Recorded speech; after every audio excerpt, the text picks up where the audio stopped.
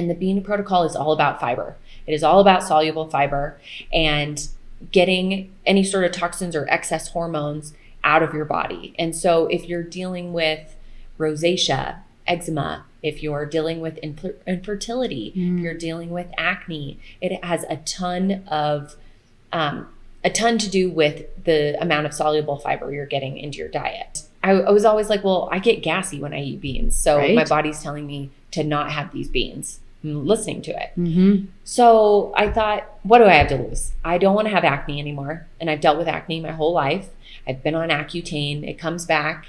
And this is a hormonal thing that's going on, because when I go through times of stress, like when I almost lost my dog, my acne goes crazy. When I overexercise, my acne goes crazy. So it's these hormonal issues are going on. This podcast exists because I love talking to people and I love going deep. The purpose is to plant seeds of inspiration. We enter a space of vulnerability and relatability. And what you realize is that we are so much more alike than we are different. To quote Ram Dass, we're all just walking each other home. And this show is just one step. I'm Danica Patrick, and I'm pretty intense. I am happy to welcome my friend, Juli Bauer Roth. So I started following Juli years ago on Instagram. She's got great workouts, great recipes. She's a really funny person as well. I love the fact that she swears on her social media. We finally hung out in person, and I really loved that I could sit down with her and be able to talk to her more in depth about food, fitness, and spirituality. So the way into our friendship was the fact that she talked about wanting to know more about her past lives. And I was like, ooh, DM. I have a Akashic reader if you'd like to meet this person and use her. And she was like, what's that? And so, but anyway, she got an Akashic reading, loved it. And, but we fit so easily on so many different levels because obviously I love food and fitness. So part of the conversation was about working out and food. And the workout part that was so cool to hear is her background in CrossFit and working out multiple times a day to stepping back and doing 3 workouts a week. And as she took down the load, she actually looked better. She leaned out. She was able to, maximize muscle mass, and she just looked much better and less inflamed. And so I was fascinated about that because I am guilty of 2-a-days. But then we talked about food too, and just her journey with all of it. And of course, spirituality, which is something that I just love to talk about if somebody is interested. So just somebody that fits me on every level. We just really got along so well. I hope that you can find some information in the conversation that might apply to you, that might hit home like it did for me. So enjoy the episode. I found you on Instagram a long time ago. I don't know how long I've been following you. A couple of years, probably. That's why I always wondered how you came across my page in the first place. I don't know. Because I remember getting tagged in a workout. You did one of my ab workouts. Oh, yeah. And I was like, Danica Patrick shared one of my workouts, she did my ab workout. And Brian was like, my husband was like, wait, what? I was like, I know, isn't that weird? That's so cool. And then, but I had no idea how you had even found my page in the first place. Yeah. Well, usually algorithms can be good, they can be bad, but I'm sure that there's probably some common people maybe that we followed. I don't know. But as soon as I saw your page, it was like, first off, you're hilarious. You're so funny. I love that you swear. Never stop doing that. And, but your workouts are so good. Your food is so amazing. And I just, of course, love the holistic lifestyle. So I've been a fan of your stuff for so long. So it's so funny that we're here sitting today because I feel like I know you, but I bet you don't know me that well. Well, that is what's so crazy about the internet is you can literally make friends with anybody around the world now. And you can find this commonality. You can find this friendship and literally go travel to see them. You could go to another country to see someone. I feel like I can go to any country now, any place, and meet up with somebody who's either traveling there or who lives there. And they'll feel a connection if they already follow me. And then it's really easy to get to know somebody because you already feel like you have some sort of bond or some sort of connection. So the time that we've spent, this short amount of time here, it's just been like catching up with a friend where you're like getting to know each other, but it just feels like catching up with a friend in the same way. Well, according to our Akashic reader, we do go way back in time, but we're not going to get to that yet. Yes. That's the second part of this. The first part is the stuff that everyone knows you for. It's the stuff that I knew you for. And that's food and that's fitness. And I'm such a stickler for form. And I'm like, your form has always been incredible. I'm like, this girl knows what she's doing. Yes. I love hearing that. So I'm curious how you got into, was it food first? Was it fitness first? What was the impetus to really launch you into wellness? Damn, I've never used the word impetus. I'm going to add that to my vocabulary now. So thank you. Learning so many things and so many words from you. So I was definitely into fitness first. I grew up hating myself, hating my body, hating just like everything about myself. It was so sad. And so the first thing that I was introduced to was fitness. And I started working out in high school, comfortable in a gym. And so I'd go run Red Rocks Amphitheater just to get outside. And then in college, I would do, 2 hours on the Stairmaster when you're like, you're like hanging on. I would do that on the elliptical or something like that. And I laugh at people now, but with love, but I did it. I can only laugh at them because I've done it. Yeah. And you don't know what else to do. Yeah. You don't. And the weight room felt so intimidating. It was all guys. So I was too scared to do that. I didn't feel in shape. So I would just do elliptical, Stairmaster, bike. And then in college, I met a guy. I started dating this guy and he was doing CrossFit workouts. And so he introduced me to CrossFit. I went on CrossFit.com. I couldn't do a push-up. I couldn't do a pull-up. What year was this then? This would have been 2008. Dang, you got into CrossFit OG days. Oh, man. They were still doing it at the ranch back then. Yes, they were. And I saw these CrossFit females that they'd put a picture every day with the workout back in the day. They'd put a picture up and it was these incredibly strong females. And so I couldn't do any of those movements by myself. So I started going to a gym where I kind of find a little corner and I would do push-ups on my knees. And then I would do the assisted dip machine and the assisted pull-up and start building up strength, building confidence in the gym. And then before I knew it, I was at the rec center at college and I was, doing overhead squats and I was doing double unders and ring dips, and it just kind of grew from there. But what really stuck with me so much with CrossFit was CrossFit used to have sectionals, then regionals, then the games. Oh. And so I went to a sectionals in town. I volunteered at this event. And all the women were so kind to each other. There's so much camaraderie and kindness and cheering each other on. And I saw every body type too. There were really skinny women. There were really thick women, bigger, there was just every shape and size. And you thought the woman who looked the most in shape, quote unquote, in shape, would do the best. And then it was a completely different person. And I just loved that about CrossFit.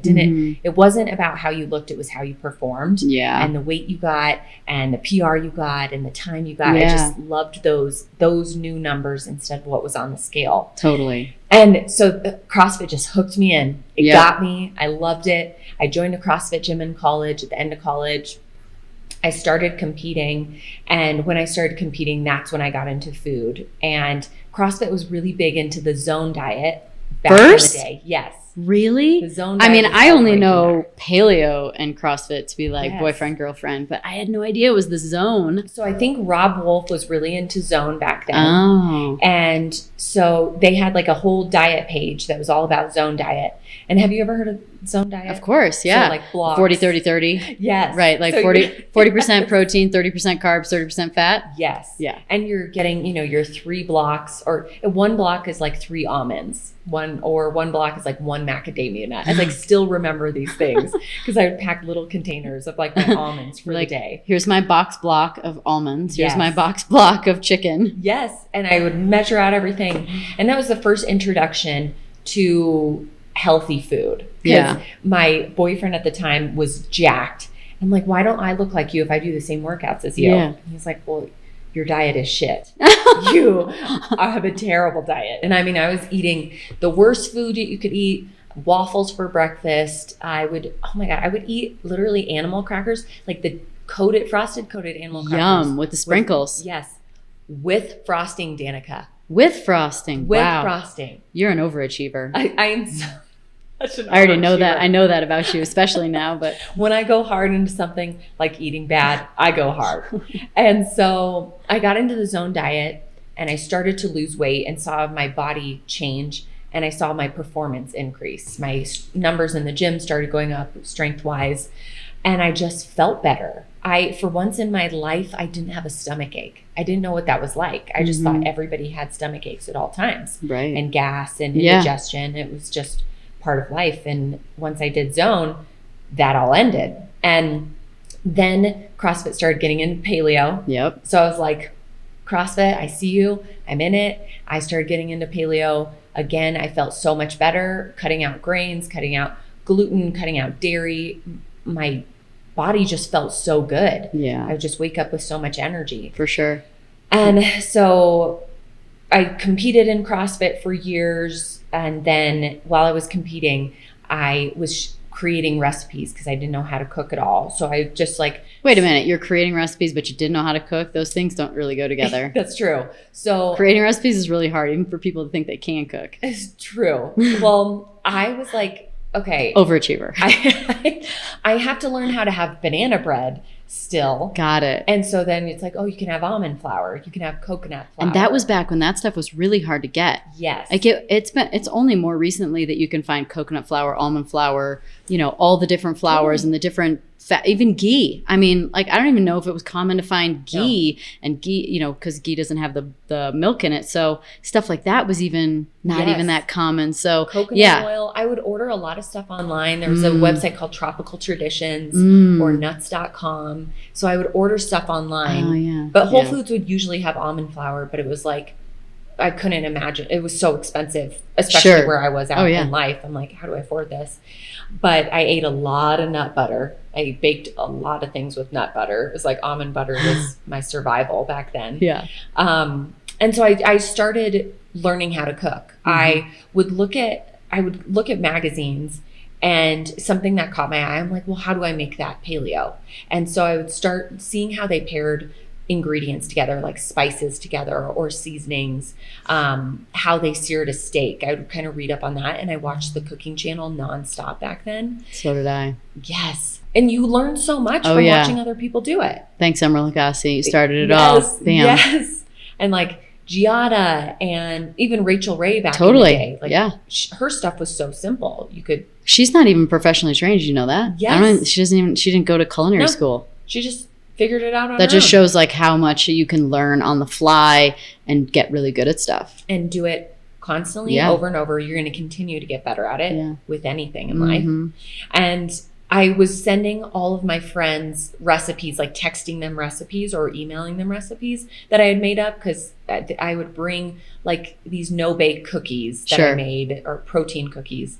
And they're like, well, how do you make these? And so I text them or email them. And then someone one day was like, you should start a blog. And I had no idea what a blog was. I had never even heard the word. It was so new back then, back in 2011. And my friend literally was like, I'll just help you set up this like free website. And just like got the domain and helped me put up this little crappy website. And I just started Paleo.Omg. Wow. Yeah. So how often did you post on the blog? So when I first started, did you even know what the hell to post? Were you like, so what do I do with this thing I've got? So back then I was working at 5 different gyms. Coaching, right? Yeah, coaching. Yeah, because you got your CrossFit certification. Yes. So I went to school for health and exercise science. So I always thought I'd be personal trainer, own a gym. And so I started working at a ton of different CrossFit gyms because they're not making that much money. So you got to work all over the place. And so I'd go from gym to gym, and then I would cook at night in a crock pot or something simple. And I would take a picture of it with my phone in fluorescent light in our crappy kitchen. And it was, very simple things like maple mustard chicken, something in the crock pot, a stewed beef, some sort of pork. I was super broke back then. So it was all very cheap cuts of meat. Sure. Stewed beef. Yep. But people didn't know what to cook when they started with the paleo diet. So people would start in CrossFit. Coaches would recommend paleo. And then, you know, they're they like, what's searched that? paleo. And then my website would come up. Oh, really? Yeah. Because it was one of the first ones? Yeah. They didn't have any other options. Did you do anything to boost like its, because you can do that kind of thing where you boost its ranking, right? Like when people search for things. Was this completely organic? This was completely organic. Oh my God. I don't know how to boost anything, let alone see, what is it? SEO. Yeah. Oh yeah, I have no idea. I'm like saying CEO. I don't know how to do any of that. Back then it was literally just organic. People were going to it. Google was ranking it highest because there was just not many places to go. Yeah. there was like, I know 5 or 6 friends through that community who were doing the same thing. So none of us knew how to photograph back then. Right. We talked about that and how fluorescent light is like the devil when it comes to photographing food pretty. Oh my God. Especially stewed beef in a crock pot at 4 in the morning. It just looks like it just like harshly poop. Brown. Yeah. It's just a good old pot of poop. so it organically grew, and Facebook was very different back then. So if you came across the recipe and you shared it on Facebook, your 1,000 friends would all see the post, and then they would try it. And so back in 2012 or so, I mean, I was getting thousands of new followers on Facebook every day. That's and amazing. It's so different now, but it was just this organic growth through CrossFit and through the paleo community. So the name of the blog was Pale-O-m.g right away, right? Yeah. And that's still your Instagram handle. Yeah, still. But yet your diet has taken like everyone's diet, I feel like. Even paleo, I mean, there was a diet before paleo that we thought was the best. And then there was a diet before that we thought was the best. Yes. And we're going to think paleo was stupid someday with some other diet, I'm sure. Totally. And so you've gone through different phases on that. So before we get into those things, I actually was just thinking about this when I was getting ready to do this with you. I haven't asked you this, but you don't eat paleo necessarily anymore. So like probably quite a bit, especially because of the new bean protocol that you do. But have you ever thought about changing that? Yes. Or rebranding? I guess that would be called rebranding essentially, right? Yeah. So I've talked to my team about this, who rebranded my site recently. And at this point, literally somebody will see me on the street and say Paleo Omg. They like don't always know my name. They know Paleo Omg. Sure. And so it's hard to let go of that identity a little bit, and we've talked about letting go of identities in general. So I definitely plan to change the name in the future. I don't know what that would be. Yeah. If it would just be my own name, because my LLC is my own name. Yeah. So why not just change it into that? And that's what my site has really become, just things that I want to share as a human being. Because it's not just paleo food. I mean, you started with that to help people, but I mean, that does happen a lot where somebody, uses whatever they do as the hook, and then, that's not all you are. I mean, you're everything from food to workout to inspiration to fashion. I mean, there's just so many different aspects that it doesn't even encompass everything that you do and that you're into. So that's a normal transition, but it's also a gamble a little bit because you're getting rid of the name everyone knows you for too. I know. And so it's a hard thing to choose with the shift of the name. I just don't know what it'd be yet. So I think everything kind of happens when it's supposed to happen. Yeah. And when something feels really right, I go for it. Yeah. When it was back in I started my blog in 2011. So it's crazy that I was 23 and now I'm 33. Like the transformation you have in your early 20s to your early 30s is like, you can't believe how small-minded you were when you're in your early 20s if you've grown. It was a big growing phase. And I've listened to my gut with many things. And in probably 2013, 2014, I said, I'm not going to just do recipes. I want this blog to evolve into lifestyle, whatever I want to share. Mm-hmm. If I want to share fashion, if I want to share skincare, if I want to share a really personal story that's affecting me and may help somebody, I want to share that. I'm not going to just keep it food. And so I listen to my gut when something's pulling me in a different direction. That's and good so advice. I think my gut will tell me when it's time to really shift that name into something else. Yeah. But maybe it'll be Bean-O-M-G. Yes. Okay, so you've done this Bean protocol, but before we get to like your most recent sort of iteration, was there anything between going from zone to paleo to the Bean protocol? Was there anything in between that you lived in for a while that was outside of paleo? Yeah, I did zone. I did paleo super strict. And what were the benefits first off? Because I think this is interesting for people. Like, what did you notice with zone? Then what did you notice with paleo? Then what did you notice moving forward from that? Zone was portion control.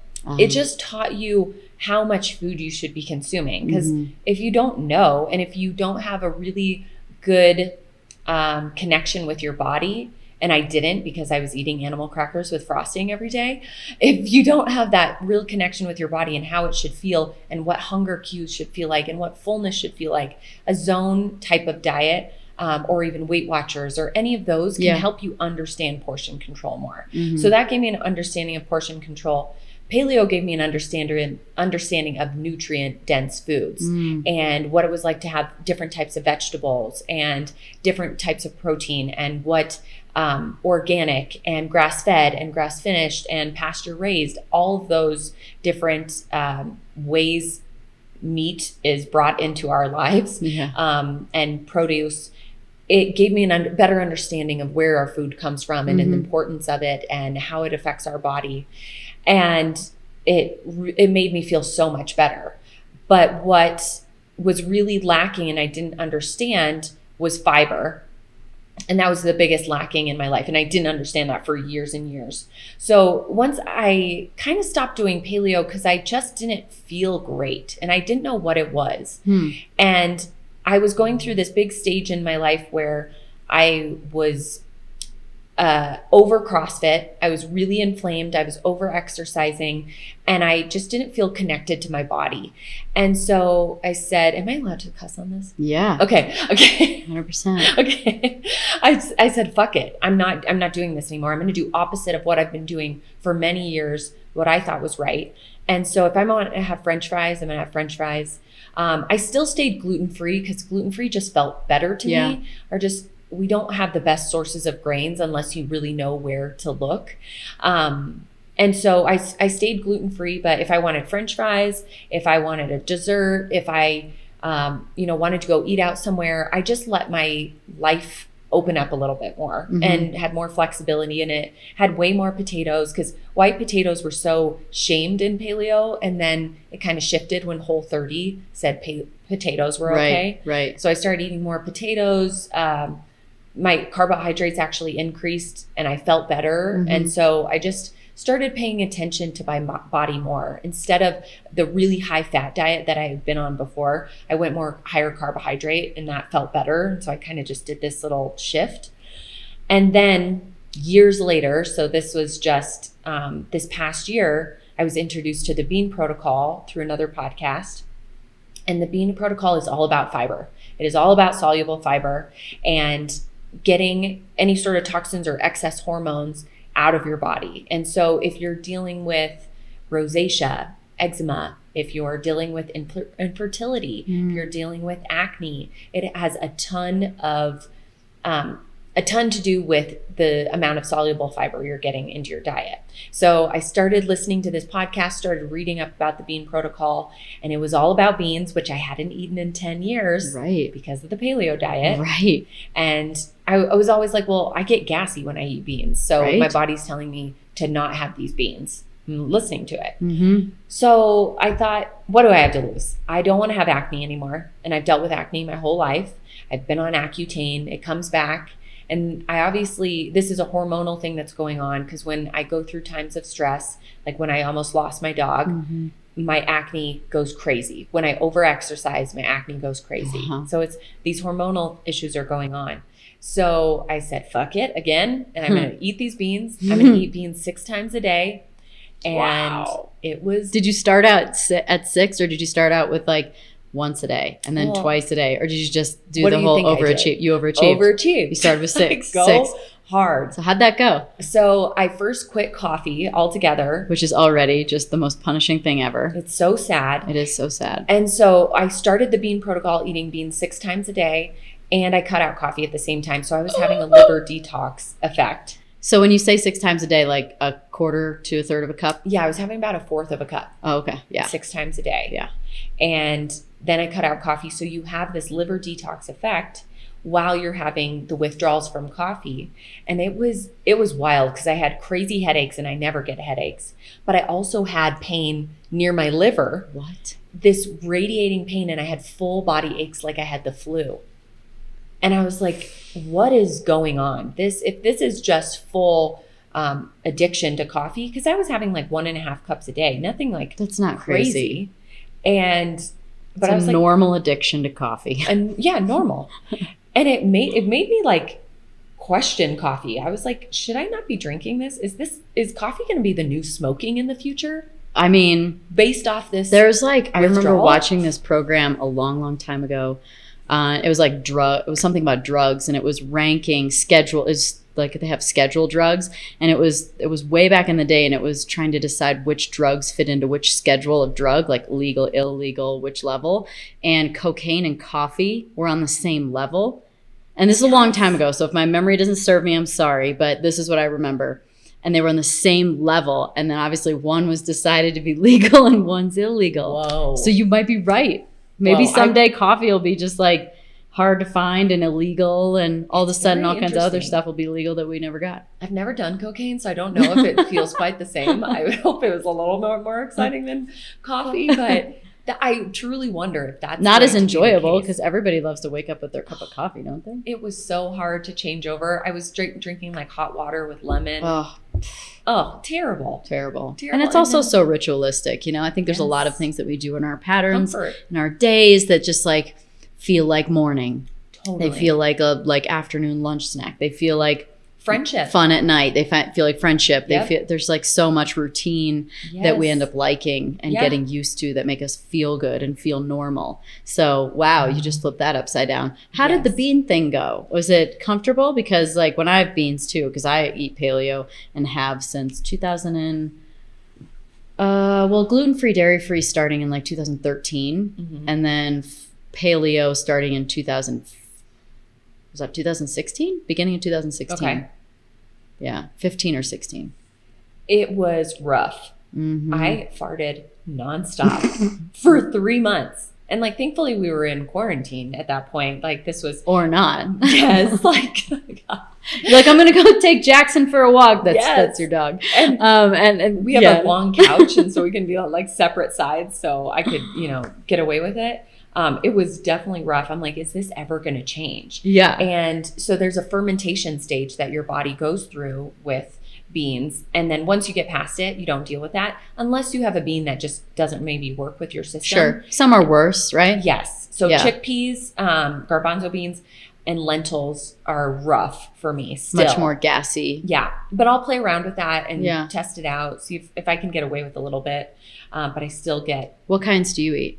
I do mostly black beans are like my favorite. They just work best for me. Pinto beans, cannellini beans, and butter beans. Those are the 4 that I probably eat the most. And they're easily available. You can find them pretty easily. So I started eating beans this first month. I dove in, I cut out the coffee. I started eating 6 times a day. And within 2 weeks, my skin started to clear up. And then within a month, my skin had like half cleared up. Wow. And then 2 months, it just continued to improve. And not only did my skin start to improve, but I honestly felt leaner. And then my skin was like glowing everywhere. It was crazy how big of a difference that soluble fiber. We should probably be eating beans right now then. Yes. I mean, I have a couple bags in the other room. I know. I brought them with almost me. had some, and then I'm like, well.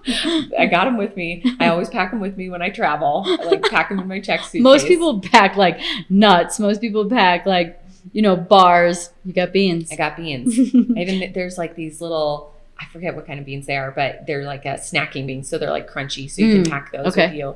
So I find little ways to get beans in as much as possible. I blend them into my smoothies, and you can literally, you just get black beans or pinto beans or butter beans, rinse them off, and then put them in your smoothie, and you cannot tell at all. And you just need like a 4th cup. Sure. You don't need a ton. Yeah. And they just blend perfectly in there.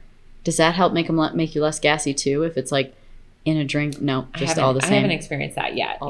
It's about the same. So the 3 months came, and then it finally cleared up. Like you finally, like your stomach was normal. Yes. It only took a month for your skin to get better and for you to feel better. Yeah. But then 3 months 3 months, it was like I forget what it was. Something happens, like your skin turns over every 3 months or something like that.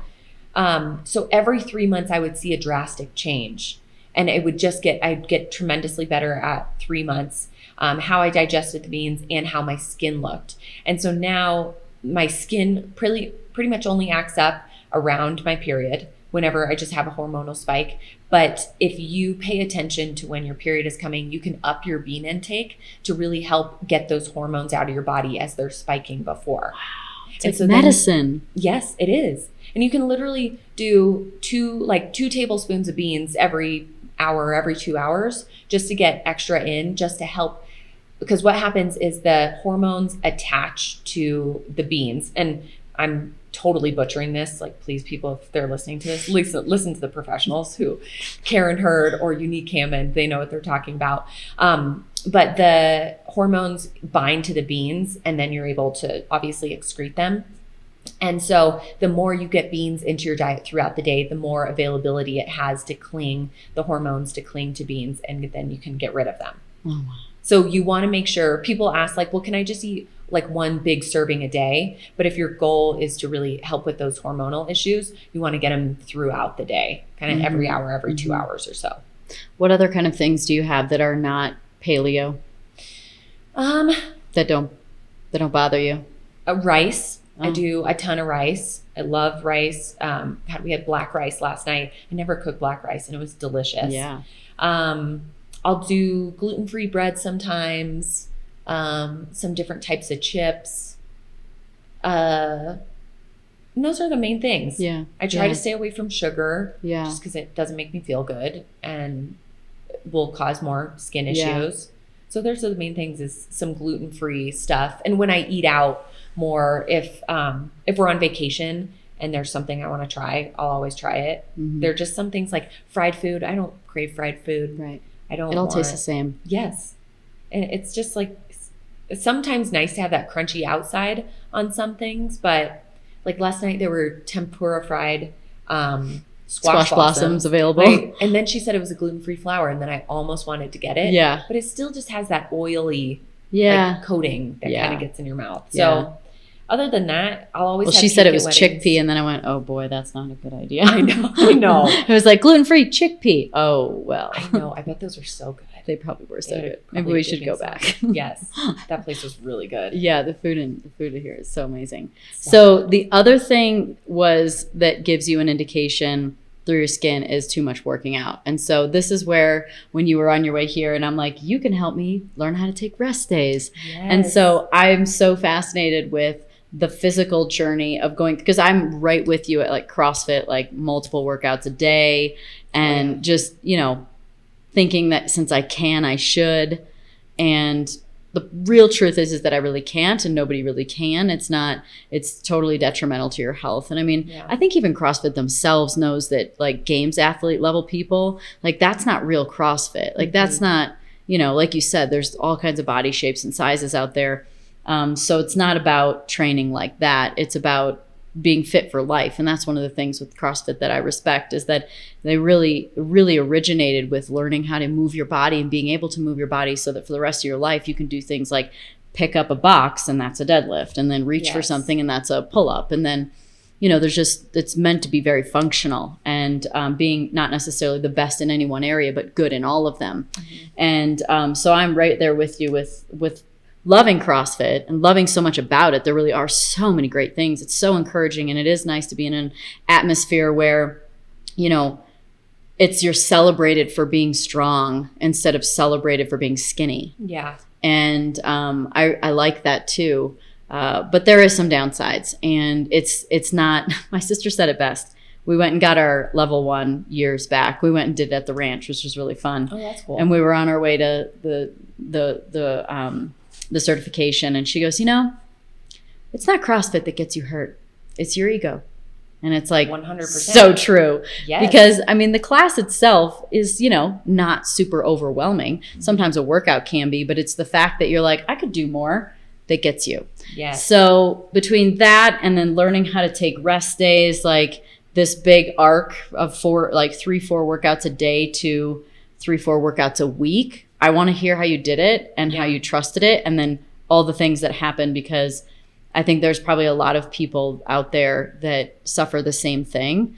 And also then, even from my own journey, as I've shared with you some of the more personal, like things that I'm testing out and doing, and I'm going to talk about that myself on a whole solo episode about all the things that I've been doing, but just how, sometimes when things aren't going right, you think I'll double down on this or I'll double down on that. And that kind of exponentially makes things worse. And so I just think that it's such thank you for doing this so that I can listen and learn. Yes. That's what I think is, when you start CrossFit, you get some crazy results. You do. Physical results, strength results. Totally. It's like, within a year or two, you're like, this is the coolest thing ever. Yes. Every day you go in and you are able to do something new, depending on how consistent you are. If you are very consistent, if you're going 5-6 workouts a week, you are seeing big strength increases. You're getting your first pull up. Maybe you're getting a muscle up or ring dip. Like, you're just able to do something new all the time. So where your mind goes, if I can get this much out of 6 workouts, what if I do 2 a days? Well, okay, I can do a strength session and then a CrossFit class. And that's where I started when I was still in college. I would do a strength portion in the morning at the CrossFit gym. They let me come in and just do my strength portion. And then I would go to a CrossFit class at night, which usually would include some sort of strength and then some sort of Metcon afterwards. And so I started doing 2 a days, and lo and behold, more results. Right. I'm like, okay, this is awesome. Cool. So then I'm putting the work in, getting rewarded. Yep. And then I was competing. So I just wanted to get better and stronger. I didn't have any coach telling me how to do it. So I was like, well, I'll just figure it out on my own. And I also worked at 5 CrossFit gyms. So what happens when you work at CrossFit gyms is people ask you to work out afterwards. There's other coaches around. And so they're like, hey, do you want to go do a workout now? I'm like, yeah, I do. So sometimes I was doing 4 workouts a day. And then my rest days, I felt very guilty about resting. And so I'd run 5 miles. I would do row sprints. I would do uphill sprints. And so my rest days were active rest days, body weight workouts. And I was never resting. I was just completely beating my central nervous system down, never recovering. But I was getting results. I was continually lifting heavier, and I hadn't hit the wall yet. And I competed in regionals in 2011 and then did better in 2012. I put 30 pounds on in a year by simply fucking working out all the time. Yeah. And then I got 11th in 2011 and then 8th in 2012. And so some improvement. And then in 2000, right after that regionals, I injured my shoulder in a workout. And that was my first big injury, where it was like, okay, something's weird. How did I do that? What were you doing? A snatch. It was a 1 rep max snatch in a competition. And so I injured my shoulder. And so that kind of pulled me back a little bit. And then I would look in the mirror. My acne was out of control. I mean, it was so bad, cystic acne all around my face. I was 30 pounds heavier. I literally looked in the mirror and I remember crying my face off because I'm like, I don't know who I am. I don't recognize myself. Who is this person? And now I'm thinking, whatever I'm doing is not working. So I need to do the opposite. But my identity is CrossFit. I am CrossFit. I've created that. I am Paleo. And so saying that I'm not that anymore, when you're younger, you're so attached to identities. And so to say that I'm not a CrossFit anymore was like, no way could I do that. Yeah. So I was like, okay, I'm just going to cut back. And you loved it. It wasn't that you hated CrossFit. Loved it. Right? I love it, I coached full time. And I, was known for that in the community, and all my friends were CrossFitters. I met my husband at CrossFit. Like my whole life was around it. And so to say that I'm not going to go to the gym as often was really hard. And it made you feel like you were lazy when I'm saying like, okay, I'm only going to work out once a day instead of 4 times a day. I get it. Like, I like to think that I went from maybe 21 workouts a week to 5 workouts a week. Like that's a huge difference. Yes. So I was like, okay, no, you're going to stick with it. You are going to lift lighter because your body aches everywhere and you have injuries, and you are going to do way less workouts, and you're going to stick with this. And I cried through workouts because the coaches and my friends there would be like, why aren't you doing 95-pound thrusters? Why are you using 65? Yeah. Why are you RXing it? Why aren't you RX plusing it? Yes. And they're like, no, put more weight on the bar. And I was like, no. Like, come on, Julie, you know you can do more. Yes. And these were people I looked up to, and they were my peers. And they're like, Julie, come on, don't do that. You're a coach. You need to do prescribed. And I would cry through workouts knowing that I could physically do something, and I wasn't doing it. But I told myself I'm going to do this. And so I started trying other workouts too. I'm like, okay, maybe I need to do more cardio based stuff. And so then I started doing Orange Theory, same HIIT style training, longer workouts, but very high intensity. I started running more. Did you notice a change when you started sort of shifting the programming? No. Okay. I didn't see a change. I felt more so like it was leading to injuries because it was like nonstop running. Sure. Going through repetition. Like tons of repetitions. So, but I just was trying to find my new thing, my new identity. I just needed to find a new identity. And so Orange Theory didn't work. I tried Pilates. Have you ever tried a Versa Climber class? No, but I've tried a Versa Climber for sure. Yes. I've definitely used a Versa Climber. They're so brutal. I did that. They're brutal. Brutal. But you're so addicted to pain and putting your body through pain. And you think that if you didn't work that hard and you're not drenched in sweat, that you didn't really work out. Yeah, that you're not getting anything. You're not going to see change. And so it was step by step. I started decreasing my weights more and more in CrossFit. And it took me 3 years, but I lost 30 pounds in 3 years. That's amazing. By simply, cutting back, which is like normal weight loss for a human being. And just by slowly cutting back in weights and being more lenient with my diet, because I was like eating a ton of nut butters because, that was kind of where paleo was at. I'm sure. Like, well, nut butter doesn't work well for me and my skin issues. So why am I doing this? I'm going to have some more potatoes instead of having a higher fat. So do you think there was a big calorie shift, or do you think it was just some sort of energetic freedom, food freedom? I think both. Because like it's one thing to change the food and be like, not mention that you're eating drastically less calories or less calories. But sometimes I think there's some energy behind it too, of just not getting attached too much, not thinking so much about the weight and more about the enjoyment, more about the freedom, less punishment, more flow. Well, and it's less cortisol then because you're not stressing. Yeah. So that's what I think was one of the main things. I definitely, obviously calories are a huge part of weight loss, but I think that shift in stress hormone that happened in my body by working out less and by stressing less about food. Yeah. Because I stopped thinking about it all the time. It didn't consume my entire day. And so I slowly started losing weight, feeling so much better. I would wake up without aches and pains. And then the less I did CrossFit, the better I felt. And the more I wanted to try different types of workouts. So I wanted to try more strength-based workouts. So I started doing more bodybuilder style workouts where you're doing a 3x10 or a 3x6 or a 2x12. Very simple things where I'm not increasing my heart rate that much. You get a little spike and then it comes back down. But it's not CrossFit where you're tasting blood in your lungs, where you have to lie on the floor afterwards. You're more so like, oh, my butt's cramping a little bit. Your legs are feeling tired, but you're never laying on the floor acting like a dead fish, like wailing in pain. And I started doing that, and I continually felt better. I didn't have pain in my traps anymore, which I had had for 7 years. I didn't have and issues you had in my traps hips. too. Yes. Because when you clean the bar and you pull it up.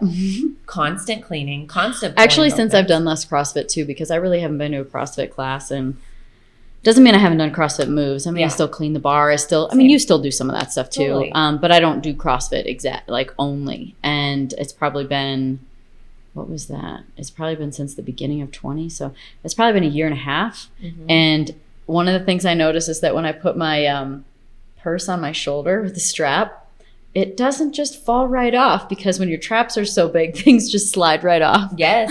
Yes. I was thinking about that the other day. That's like, so funny. I think noticed that. My strap stays on my shoulder now. Yeah. Yeah. Like you get huge traps with CrossFit because there's so much pulling movements. You just do so much pulling.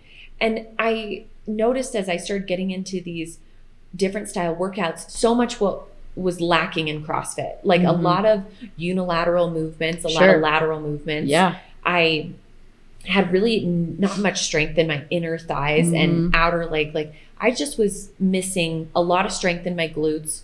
And I started doing a lot more glute work because I just wanted to build a bigger butt, but it really improved my squat. I didn't have hip pain anymore that I had had during CrossFit. Wow. So I was seeing these really great improvements from doing less CrossFit.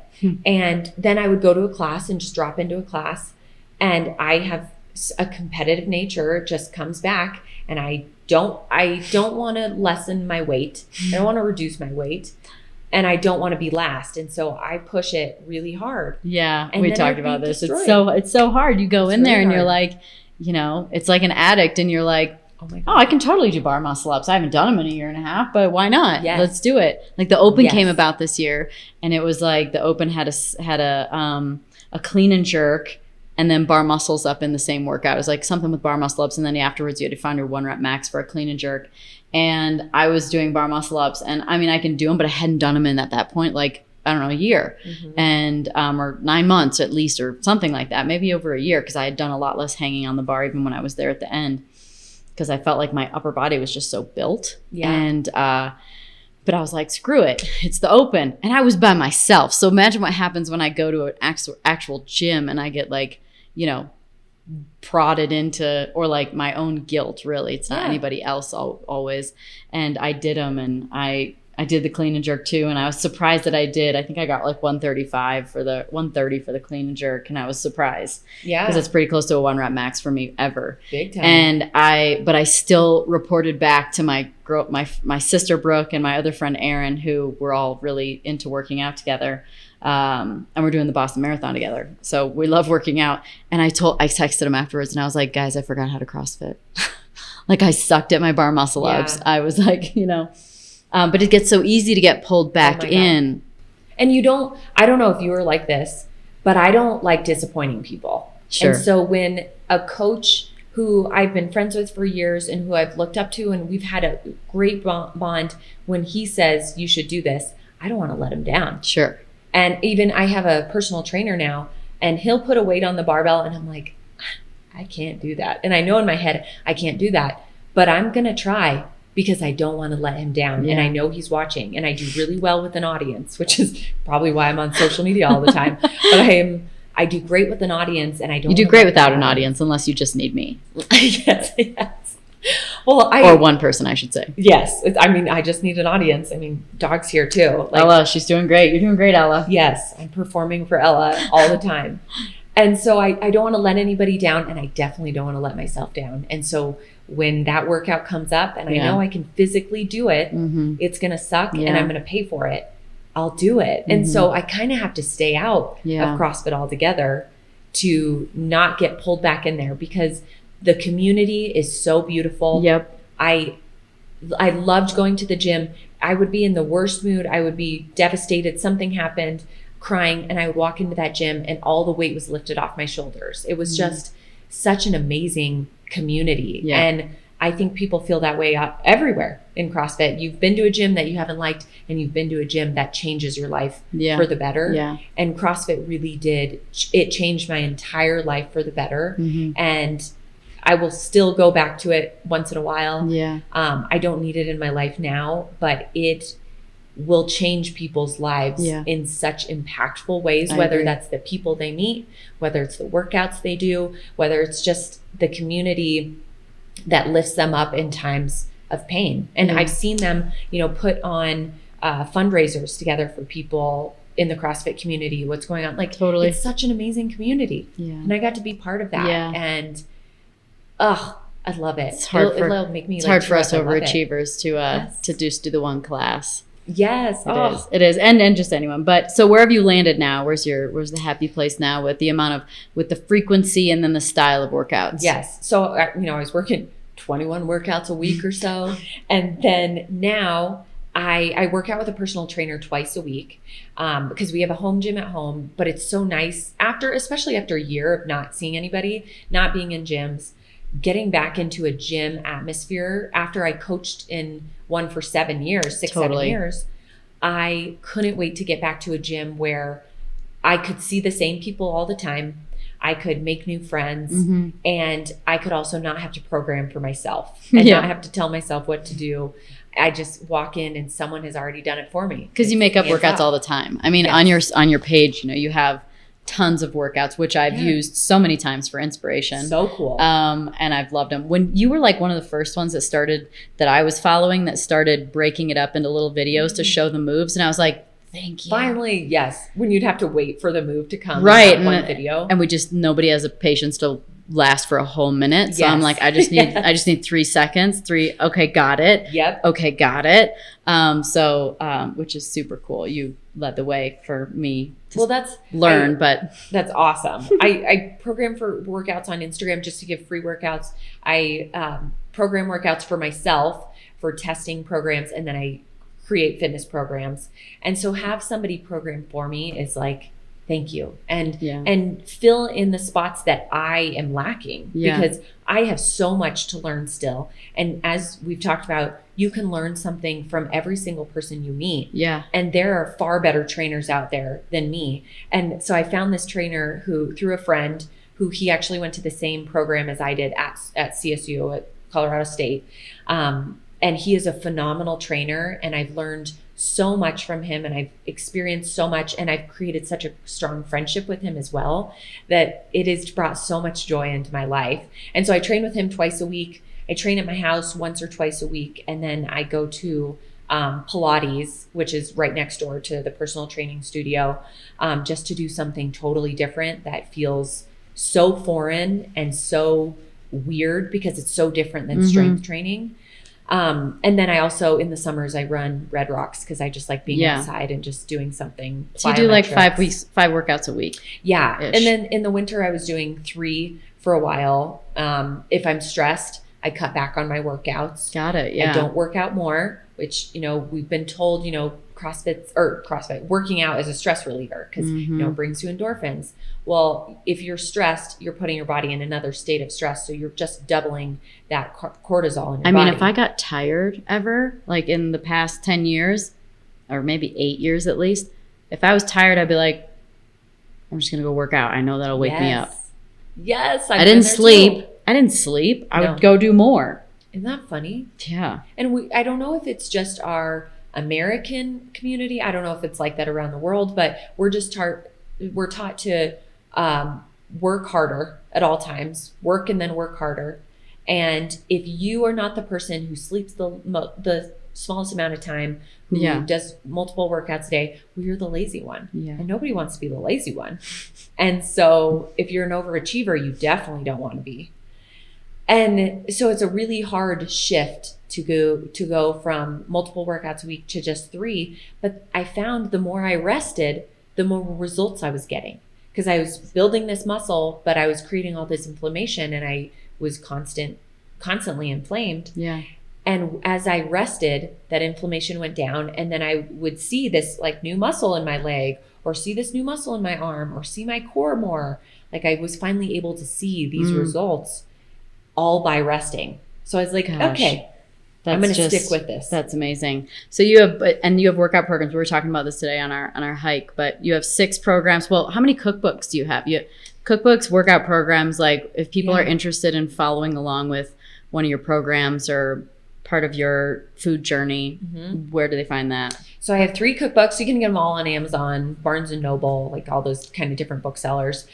Those came out in 2013, 14, and 15. I kind of did 3 back to back.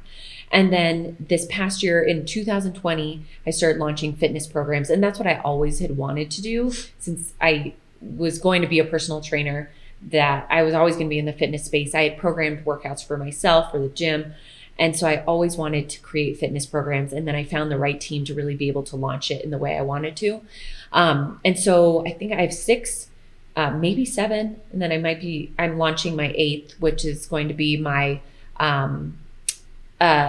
next program's 3 times a week. It's going to be my Align program. And so it's really just aligning your life, that you can enjoy your life, get a great workout in, and then live the rest of your life without having to obsess about getting 5 workouts in a week, because that's really challenging for a lot of people. Yeah. And most of my programs in the past have been 5 workouts a week. And that's just, sometimes people can't fit it in and they feel guilty about it. So I created a program that people could fit into their weekly schedule, whether you're a busy mom, whether your job is all over the place, you're a doctor, you work nights, you're able to get these 3 workouts in that are going to be full body workouts that are going to really push you in the gym and get a great workout in, but they're not going to destroy you either. So you can't work out the rest of the week, or can't do the things you love, like go hiking or go biking or whatever. So it's evolved from cookbooks to fitness programs. Yeah. And it's going to continue to evolve because I have no doubt that there'll be I don't know how it's going to come in, or what the realization of this new phase is going to be. But the reason why we're here is today, and like actually together, is because of connecting more on the spiritual journey.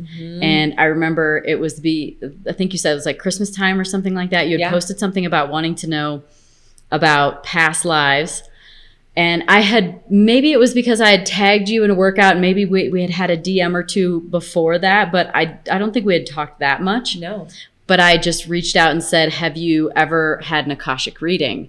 And you're like, no, but what is this? And so I had one just recently. And so I had an Akashic reader for you if you wanted one. And so anyway, fast forward. And then I followed up and I said something like, did you ever get that reading? And you're like, no, but thanks for reminding me. Let me book that. Booked it right then. And you sent a message when you booked it for, you're like, done. It's the 24th, whatever. Yeah. And then you had it done. And that kind of led to more conversation because of, it's something that a lot of people don't know as much about me. I think they have a good indication now if they follow me enough. But if you haven't, and you only know me as a race car driver, you probably have no idea I'm super spiritual, and I'm super into quantum physics and the nature of reality and all of that stuff. And so, but we've connected on that. And this is such a fun phase because as we've been talking since you got here about all these different things, you're like, I don't know about that yet. And there's like so many different rabbit holes we can go down. And so there's so much coming. There's going to be so much coming at you, and so much change too. I should say that, like, you can't, your new life is going to cost you your old one. So in some ways there will be transitions, and it might show up through, for everybody it's different. It shows up through work. It shows up through relationships, friendships, family. But it can show up through, this might be the manifestation shift of your name changing for your social and for the business. Things like that could shift as you enter into this space more and grow and expand and really I don't know the right word. It's like, change. Yeah, it's change, right? Change, yeah. So what gave you this curiosity about because sometimes there's something that happens that, you watch something, you read something, and all of a sudden, or maybe you have an experience with, relationships and, traumas and things like that. But what was it that made you interested in spirituality and wanting to know more about everything from past lives to reality to, the spiritual world? So the first thing that happened was I went to Bali, and my girlfriend Jess, I met my friend Jess there, and she said, hey, would you guys be down for an astrology reading, a birth chart reading? I booked one for you just as like a gift. I booked one for you and Brian, your husband. And I think it'd just be really fun. She did mine and it was really cool. And so we met up with this astrologer at a little restaurant. We were in like a little loft area, and she read, I think, Brian's first. And I was Did you sit there for it? Yeah. Because that's like kind of interesting, because it can be a little personal. I know. And I've heard that with people, but we had no idea what was going to happen. Sure. I knew nothing about birth chart readings, nothing. Okay. I knew I was a Taurus. That's it. I didn't know what Brian was. I didn't know anything about astrology. Yep. So she definitely, I'm sure she held back with a couple things, like just knowing we were together. Yeah. And, she's told me kind of some stuff over time, but she read Brian's, I think, first, and then she read mine, and she was spot on about the relationship with my mom, about my fears of being pregnant or having a child. She was spot on about my job. She was like, it's showing that you like have like an obsession with food, but you should definitely be in business with food. Is that like what you do? Like, are you in Oh my God. Yeah. Right. And then she was like, you should be in publishing. And I was like, well, I've already published 3 cookbooks. And she's like, you need to keep publishing. And then I published all my fitness programs. Yep.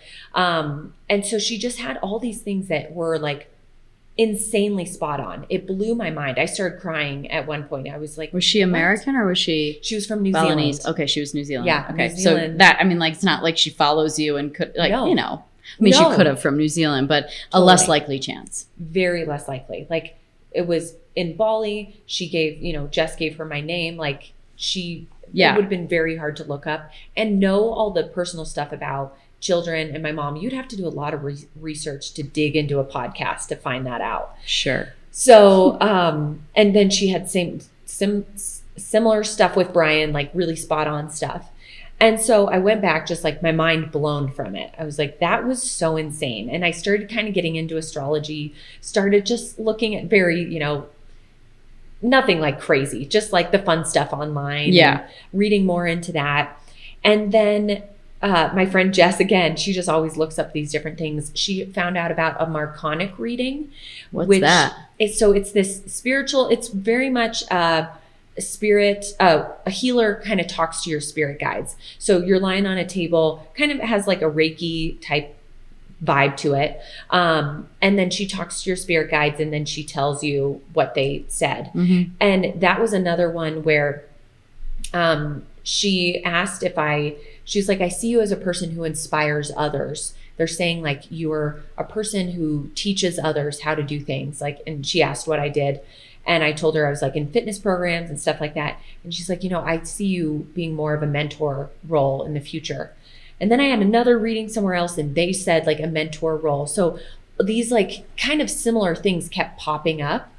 And then with I just started feeling more like I have past lives. I don't know what made me feel that way. If it was just something I read and it just connected with me. Mm-hmm. I think one of my girlfriends once said, there's the idea that we have past lives, and then we have the same social group that we did in past lives. So Yep. if you meet someone and you feel connected to them right away, it's because you were connected in a past life. And that just stuck with me for some reason and connected with me. And I loved that idea. This fast forwards to the beginning of the conversation when I said Yes. in the past lives, and of course it's felt easy because we were together in past lives, which Yep. is what the Akashic readers told you Yes. about us, Yes. because we have the same reader. Yes.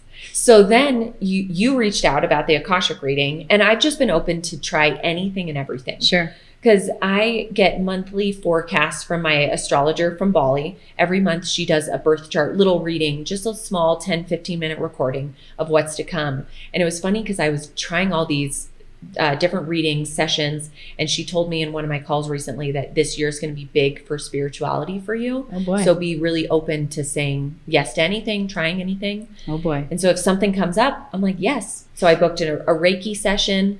I booked the Akashic reading. I just booked a tarot card reading.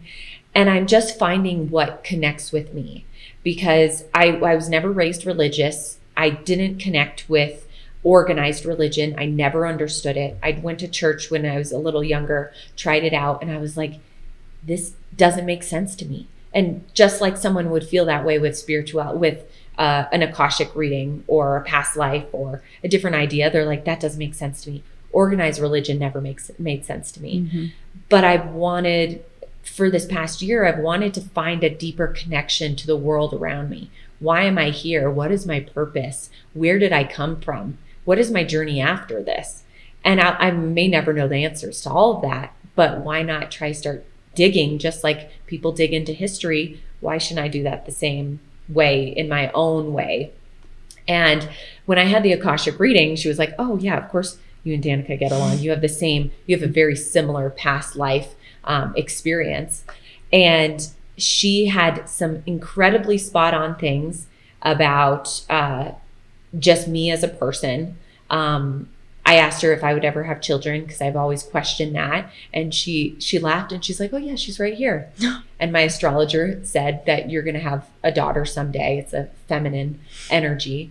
Isn't that crazy when you like talk to them? They're like, oh yeah, they're right here. And you're like, yeah, what do they look like then? Really? What do you mean? Like, holy crap. You just want to like tap into that, right? Yeah, it's so matter of fact. And she was such a warm and kind she's so sweet. Yeah, her energy is great. And she just had this spot on over and over. But then it also made me, as soon as I got off the phone with her, I was like, I'm going to start meditating. She just said something that connected with me. I'm going to start meditating. I'm going to start journaling. I'm going to start looking at crystals. And so all these things have just been little stepping stones of trying things that I don't know anything about. But what if something connects with me? And what if something helps me get a better understanding of where I came from and who I am and what my future may look like and purpose. Like it gives me more purpose to be an even better person and to have empathy for people, because it gives you a more connection to the world around you and people who are going through the same struggles as you are, but in different ways. And when you get attacked online, or a person is mean to you in a grocery store line, or cuts you off in traffic, it gives you empathy for the person and compassion for the person and the struggles they're going through. And that's what spirituality has given me as I'm on this very early new road. And where is this going to take me business-wise? Where is this going to take me in my relationships, my friendships? Right. But it's given me compassion for the world around me, which is... Has that been the main shift that you've felt so far? Yeah. Yeah. So like, how's that showing up in your life differently now? I felt very defensive online before, where I had to always defend myself when someone said something negative, or prove myself right, or act like I knew everything. And now I can just be like, what is that? I've never heard of that. Oh, I've never heard that word. I don't have that vocabulary. Oh, you don't like me? That's okay. Not everybody's going to like me. And I hope that whatever you're struggling with that causes you to lash out at me, I hope you get through that. And it's opened me up to understanding that we are all human beings learning things and figuring things out. And that's okay if we don't know everything. And it's actually a really beautiful thing to know that we know very, very, very little, and we have so much learning to go. Yeah. So that's what I've gotten from spirituality, and I can't wait to see where it takes me, in what direction, and if it takes me into travel, if it takes me into different experiences. Have you heard, what do you think it's going to be like? What do you think it's going to be like? The path of spirituality? Yeah. Oh man, I want to know what you think it's going to be, because I think I'm going to dive deep. I think it's going to cause me to travel different places and do things on my own. I think I might do a meditation retreat, a lot of breath work, different experiences that give me a different feeling of tapping into my inner soul a little bit more. But I don't know long term. Well, have you ever seen those memes on social media where, by the way, you're never going to stop? Once you've started now, it's very, very uncommon that someone ever stops the ball rolling once you get it going in this aspect of growth. It's really about growth. But I think that, and I hope I don't make anyone mad, but I think spirituality is kind of the word for kind of including everything. Yeah. I feel like there's a lot of inclusion in spirituality. There's a lot of understanding, and it's very open-minded. And I think that it's kind of a different path than religion, organized religion, that can feel pretty regimented and it's kind of one way and that's the way it is. And you believe these things. And so that's why I call it like, it's really about growth. And so you're really never going to, I don't think you'll ever stop that. So what I'm going to tell you is not going to deter you. Because you've already seen the beautiful benefits, and there's always beautiful benefits. But here's the problem: is it ends up you have to go through like really big growth periods where it's growing pains, and there's always going to be pain with growth, and there's going to be like what I like to call like an alchemization of old energy. Like it has to burn down to the ground before it can be born again into something new. And that burning it down is really painful. And so a lot of the things that are painful include looking at ourselves in a much, much, much more deep and meaningful and intentional way, and accountable. Like that's probably been the thing that's changed the most for me in my life, is the accountability that I have for myself, how I show up, my reactions. And it's just like a never ending journey.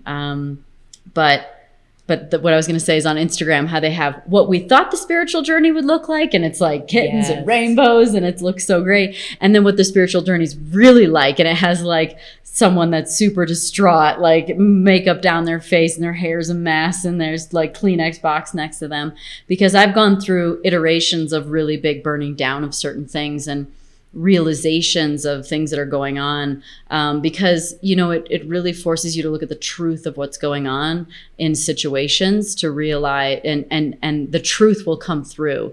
And so sometimes it's like, and I think in a lot of situations with a lot of people, they kind of stay in the same place and don't change a lot and don't grow. So there tends to not be these burn down periods. There's not these growth spurts, these pains, because nothing's changing. So it's all just kind of status quo. But once you're on the journey, it's going to keep going. And I was just listening to a podcast with Lewis Howes and I can't remember, I think Shefali, Dr. Shefali is her name. And she was talking about having her own sort of, newfound sort of realization, and she's in her 40s with kids, and it just happened, and she's been doing meditation retreats since she was 21. So that's a pretty long journey, and it's kind of surprising that you're still going to have these really, really big growth spurts where it took a lot of pain to go through what you needed to go through to realize something.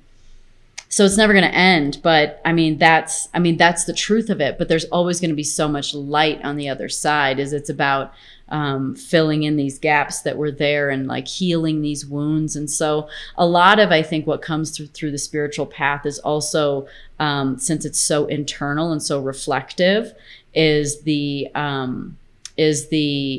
journey of healing traumas. And we've talked a lot about that this weekend, about just how much our family affects our reality and our programming, our reactions, what we think is normal. And so I'm curious if, I know you've talked a little bit about your mom, but is there any other aspects that have shown up, maybe kids or any other kind of things that have shown up for you that are like starting to kind of flash red lights, like there's something going on here and I'm probably going to have to address this barking or like repetitious thought of like a thing? Well, something that my mom and I, our relationship has always struggled. And in past years, I felt so much blame towards her, where you just feel like you should have grown. You should have expanded. You should have worked on these things and not passed them on to your children. And then as you begin to grow and you begin to hold up the mirror in front of your face, and as you're talking, it's coming back and you're thinking, wow, I'm just talking about what I hate about myself, not what I hate about this person. And I think people on social media do that constantly. It was like, okay, actually, you have to take responsibility for who you are as a person. You were raised a certain way and you went through experiences for a reason. Now it's time to take responsibility for who you are and decide who you want to be moving forward. And it's easy to place blame and be mad and be frustrated, but it's a lot harder to actually change and work on yourself. And so I had to start facing that reality. Mm-hmm. It's pretty humbling. Yes. And, you know, another one that I've talked about on my podcast and talked about with different friends and with you is marriage is so freaking hard. And as you grow and you change, if that person is not willing to grow and change, they don't have to grow and change like you, but if they're not willing to evolve and grow, it's like, wait, is this marriage working? Is this going to work? And I've had those moments with my husband of, wait, are we going to be able to work out? Because I feel like I'm on this upward trajectory where I'm getting happier and things are blossoming and I'm excited about life, and I don't feel like you are. So how are we going to get to that same page? Because I need that high vibration. Yeah. I need that high energy. Totally. You don't have to be the same person as me. You don't have to have a good day every day, but I want to see up and up moving forward, and that vibration increasing over and over and over as we lift each other up. And then you raise my vibration and I raise yours. Did you ever feel that before? I'm curious if you felt like the energy, like were you feeling vibration? Were you feeling energy? Didn't know what to call it? Or is this something that's becoming a little bit more obvious now that you're having some more heightened awareness around attitudes and accountability? Always the energy. Yeah. I always understood energy and how someone's energy would just suck the life out of me, or an energy in a room would just make me feel really uncomfortable. And so I always understood when my husband was going through his own struggles, how much his energy would suck the energy out of me, especially if he woke up in a bad mood, having a bad day, that energy would be really pulled out. And I would try to lift up his energy. Mm-hmm. And then I got to the point where I was like, am I going to be able to continue to lift you up if you don't want to do that? Yeah. So as I got onto this spiritual journey and heard more about frequency and vibration, I was like, oh, now you're speaking my language, girl. Yes. Then I was like, okay, this makes sense. Yep. And I even told him that. I was like, dude, you got to increase that fucking vibration, man. Yeah. You got to work on it yourself. I can only help you so much, and you can only help me so much.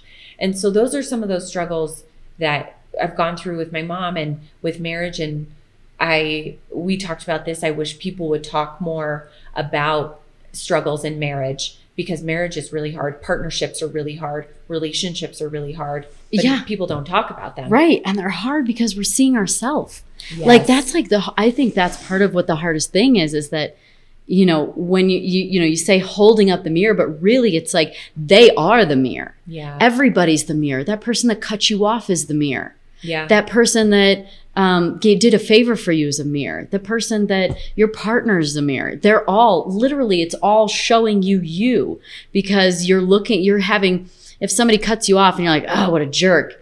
It's like, you think, so you go, okay, wait, why did I get so mad that he cut me off? It's not that big of a deal. And you go, oh, because I'm normally the aggressive driver and I wish I would have gotten in, wouldn't let him. Like there's always a way it shows up. Or if somebody does something, if they're washing dishes and they're like, hey, I saw you didn't do the dishes. I'll get it. Don't worry. And that might not be a big deal, but your partner might have done that. And then you think to yourself, you get reactive, you react, you get triggered is what it's called. Mm-hmm. And so you get triggered because when you were a kid, you might have been in trouble all the time for not doing enough chores. And so now you're defending your 10-year-old self who was always in trouble for not doing enough. And you're like, I did the dishes yesterday. I did them the day before. Gosh, just get off my back. I didn't do them today. And you just end up realizing how they're all just showing you. It's like a real mind trip. It's crazy. Well, what I found through this spiritual journey and meditation is I feel a lot calmer. So when someone cuts me off in traffic, or I almost hit somebody because they stop out of nowhere or whatever, before I would scream, flip somebody off, make a huge deal about it. And now I'm like, that was annoying. Mm-hmm. Well, you used to joke about that on social. You would come on social media and be like, this guy was a total dick. Yes. And look, I thought they were really funny things because look, it's not that they didn't happen. And you're so you delivered it in a hilarious way, but you've even talked about you don't do that anymore. Yeah. Well, you don't talk about it on social media. It's it doesn't even, you don't even give it nearly that much. You don't give it that much life. Yeah. That much thought. It's just okay. Like, and of course we still get mad at things. Sure. And like still get annoyed. You're like, okay, you're a fucking idiot. You're a terrible driver. But you I think don't that let a it. lot about people. Yeah, but you don't let it. Okay, I get home. I'm going to talk about it on Instagram. Like, I don't let it consume my day. Totally. And so now, if Brian and I have a fight, I'm able to sit there and to look at it from his perspective. Mm-hmm. And he's able to do the same thing for me. And we're able to say, okay, this is how I saw it. This is how I thought it. I'm upset and this is why, instead of having this blow up fight. And so it's almost strengthened our relationship, because I'm talking to him about vibration. I'm talking to him about these books, about this podcast. He wants to do Akashic Reading now. Oh, that's amazing. So he's wanting to grow, even if he doesn't totally get it. Yeah. And he told me, he's like, you're on this spiritual journey and I don't get everything, but I'm excited for you. I don't fully understand it and connect with all of it, but I'm really happy for you and it's bringing you joy. And then when I get off the phone with Kimber in the Akashic Reading, and he's like, sees this light in my eyes, and I'm telling him this, and I'm like, this is so crazy. And this, like, I can't wait to meditate and I'm going to try this. He's like, well, shit, I want that same excitement. Sure. And so we're able to lift each other up when someone is putting themselves, like creating an availability with themselves and an openness with themselves. So my relationship with my mom hasn't really changed, but my understanding of the struggles she has gone through that I don't know about, that has really changed. And when I see her doing a behavior I don't like, it's like, that's okay. That's okay. It's not being done to you. No. And that's just her life. Yeah. And I could let it eat me alive like I have in the past. And I don't want to live life like that anymore. Yeah. Like, I want to live life really seeing the positives in life. And through 2020, we were pulled down so much to only seeing the negative in human beings, and all this trash talk on social media and cancel culture and horrible things happening in our world, that it was hard to understand that there are good people and happy and joy and all these positive things happening around us. But when you open your lens to something else and you increase your frequency, you're like, wow, the world is really cool. I'm saying hi to strangers on the street all the time. I'm making eye contact with people. I'm asking the grocery store clerk how his day is going. I'm putting my phone down and like looking them in the eye and making sure they feel seen. Yeah. And that's like the biggest shift I've had is people just want to feel seen and they want to feel cared about. And we don't care often enough. We're just, you know, like looking down on our phone. Thanks, here are my groceries. Don't say thank you. You know, you just move on. And I don't want to do that anymore. I want to see the good in people and hopefully be the good in people. Yeah. And spread that joy to other people. You do. You spread joy. I get joy when I watch you. And something that I keep hearing on social media, and this is like when you look at your old self and you're like, oh, people keep writing me and they're like, man, I had to unfollow you a couple of years ago because you were so negative. And now I'm back and you're such like a bright light. You're so much happier. I can see the change in you. Oh. And I'm like, man, I didn't know I was that dark. I was just trying to like be funny, and I took it as funny. I appreciate that. You maybe like I kept that dark following humor. you. Yes, I've unfollowed some people over the years, but you weren't one of them. So, but that's true. That's that's an example of them showing you. Like they're the mirror. They're telling you like you've really changed, and so it gets hard to see as ourselves, but they're telling you. Yeah. And so that just as much as we need to hear the bad, we also need to hear the good. Yes. And so I think that we are always so hard as people. We're hard on ourselves. Probably as women, we're even harder on ourselves, at least in different ways than men, I'd say. At different least. ways. Yeah, totally. And so it's important to also accept the good. Yeah. Which can be a really hard thing to accept it, because that's the unique dynamic that if you can't feel it, like you heard her say, oh yeah, and you just didn't let it register. Like you didn't really hear her. You didn't really accept it. It's only once you can kind of give yourself that credit of like, but since you've come a long way and you orient differently with how you talk about people and how long you stay stuck on something, is that you heard her because you believe it about yourself. And so like, it's important to use evidence along the way as you go through the journey, as all of us go through the journey. When people start telling you the good things, showing you the good things, that it's something to also notice too, because I don't do a great job at that myself. Like I kind of am like, oh yeah, okay, oh yeah, well that's just easy for me, but it doesn't matter. It's all still stuff to boost your awareness of yourself. And I've been writing back to some of these people and I'm like, thank you. I've done a ton of work on myself. Yeah. Or now even the positive self-talk I've done in this past year, when I start thinking a negative thought, which I usually start thinking negative thought around my period when my hormones are a little off, I'll say something negative about myself and I stop myself and I start repeating positive things about myself and I just keep repeating them. I'm not even like hearing them. I'm just saying them. Oh, wow. And then I forget the thought altogether and I'm moving on with my day. And now when someone compliments me, I can actually take that compliment in and I'm like, thank you very much. And I can appreciate that compliment instead of being like, oh, like, ugh, I don't feel very cute today. You know how you'd always sometimes say those type of things and push it off because you don't fully believe it. Yeah. But when someone says a compliment, I'm like, thank you. I really appreciate that. Yeah. I'm able to like take compliments.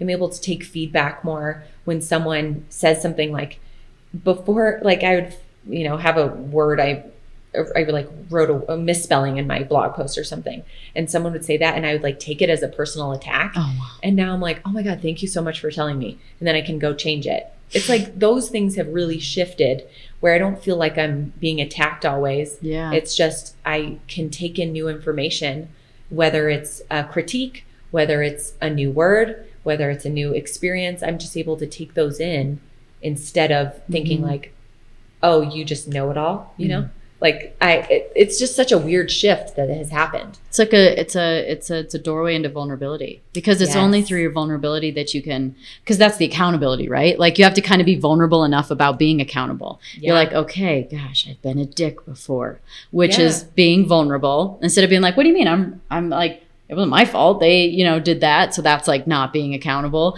And it's vulnerability is to say like, I'm wrong or I've done this or I've come through. And so I think that the vulnerability is the part that I'm hearing is that, you kind of see it in other people and it's like, it's such a powerful tool. I mean, Brene Brown is like the queen of talking about vulnerability, right? And shame and all of that stuff. And I felt so much shame before for my body, for not being smart enough, for not being fit enough. I felt so much shame. And then once you drop that shame, and you open yourself to vulnerability, you're like, oh, all of us have these struggles. But how do you drop the shame though?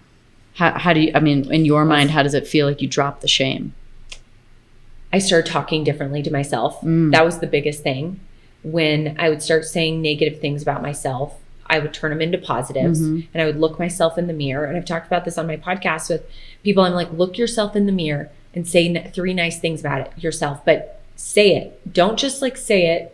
You have to say it and really mean it and look yourself deep in the eyes. And it came from doing this day after day after day. And it sounds so silly and so stupid and like cliche, not cliche, but just like, okay, I'm not going to like give myself compliments. But the more you start talking positive yourself, you change that neuroplasticity. If you can tell yourself you're ugly, you can easily tell yourself you are beautiful. And you can tell your brain to believe that and it will believe that. Yep. We can tell our brain to believe anything. Yep. And we're a program after all. Yes. Welcome to the Matrix. Welcome. And so you can reprogram your brain. And that's what I did was reprogram. And I just think it opened me up to understanding that all of us go through struggles and all of us, I find these connections with women on the internet, mostly women who go through the same struggles I do. And then when I talk about it, they don't feel so alone. Of course. And so I was able to just reprogram my brain. Yeah. And how do you expect people to love you and accept you who you are if you can't even do that for yourself? So do you feel like I'm hearing you say that the love for yourself has gotten bigger. Yeah. Do you feel like it's opened yourself up to being able to love more people and more things? Oh my God, yes. Does that open you up to wanting children? Because you need a lot of love for that. Yes. Something, and it's, maybe I'm just being tricked, but the astrologer saying, she told us I don't know what your plan is, but be careful because it's showing an unexpected pregnancy in your future. And I had just gotten off of birth control. I've totally opened myself up to the idea of kids if it's part of the universe's plan, if that's, what is supposed to happen. And I know I would love a child so immensely. Yeah. I know I would give it all the love, the amount that I love my dog and the end of the earth I've gone through to save his life twice. What I would do for a child would be unbelievable. Yeah. So it's definitely. Where are you hoping that the spiritual journey takes you? I hope it helps me open up to another side out, another realm outside of here. Yes. Whether, that's talking to spirit guides, whether that's seeing something visually. I just hope it opens me up to something that I've never experienced before. Why? Oh, God, Danica. I don't know. It feels like a calling. Yeah. I don't know the answer to that. Something is calling me to that. And so I'm going to go with it because everything that I've done in life, it's been a calling so far, and I'm going to continue following that calling. And that's a good answer. Yeah. I hope it takes me somewhere. I'm going to say that that's your sort of cellular memory, your remembering, because it's not that we have to learn things, we have to remember things.